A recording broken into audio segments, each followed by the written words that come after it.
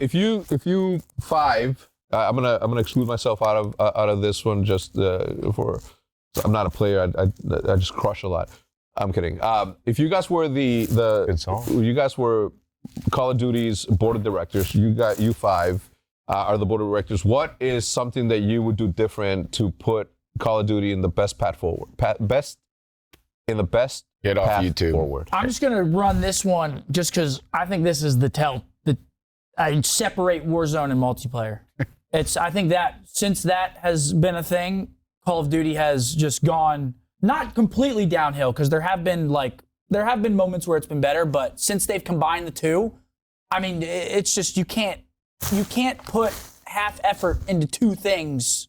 You know what I'm saying? You got to fully commit, and it feels like since Warzone has been integrated, it feels like it kind of just has been the effort has been split. It's like.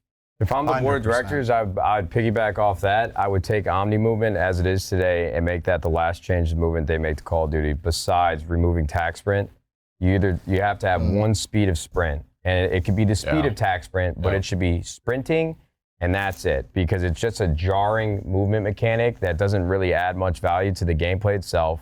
I think you increase all the tick rates on every server across Warzone and Call of Duty because it's too inconsistent.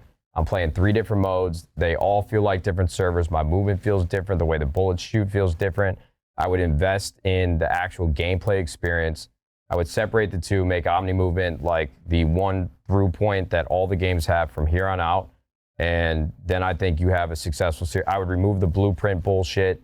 If I buy a gun from the store and I remove one attachment from it, the gun doesn't even look like anything that I want it to look like and shoot like when I bought it in the first place.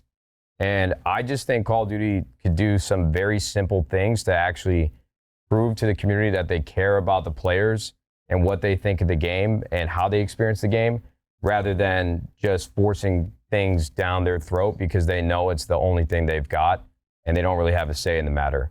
I really think they need to increase tick rates, keep Omni Movement consistent with every Call of Duty from here on out, separate the two, remove tac sprint, and bang, you got a great game. The Kinda blueprint nailed system that. is like the worst. Yeah. It makes no sense. Like, just make cool camos. Like back in BO2, give us a radioactive fucking camo that has an animation on your gun. Like, the blueprint system is so bad. But I will say the skins they come out with, The skins for are awesome. operators are actually pretty tough. I love the bundle. I love the fact that I get to update the store every day. You know, I know a lot of people don't like microtransactions. I think people have gotten over the hump on that just because every game for the last 5 years has been doing it exponentially in every direction.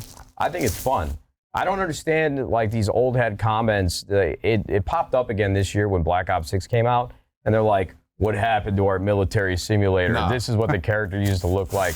I'm like, brother, that is boring as fuck. Boring There's as no fuck. variety. How do you keep a franchise around for 16 years and just have generic military operator? It doesn't make any sense. It doesn't impact the game. It doesn't change the way you experience the game. Correct. It's unbelievable to me that people still get up in their shit and complain about it. I mean, we complain a lot about, we used to tell Call of Duty to stop making it this immersive experience for people. They don't give a fuck about whether or not you're a soldier from World War II or some guy in Vietnam.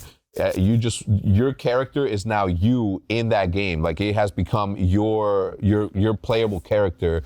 No one cares about that anymore. Like, it's you at war, not you experiencing war. Another big complaint that I have, just to wrap it all up, is I actually think that Call of Duty needs to have someone that's forward-facing, communicating with the community, not just the competitive community, but the public, matchmaking, and any playlist that you can imagine, in Warzone as well. I think the reason why community managers got sunsetted is because these people would get the shit beaten out of them online verbally, whether the game was broken or not. You know, you had like 402 in IW, and then Vaughn sort of like took over as like the voice for Call of Duty from a dev cycle perspective. And I think that, you know, took a lot of years off his life just dealing with like insane comments, incels, fucking death threats. But right now, I feel like the game, the way that I perceive it, especially after being gone for so long, it's like I'm knocking at the door trying to get answers, but nobody's home. It feels like the game is completely on autopilot, and there is no insight as to what's happening, what changes are going to come.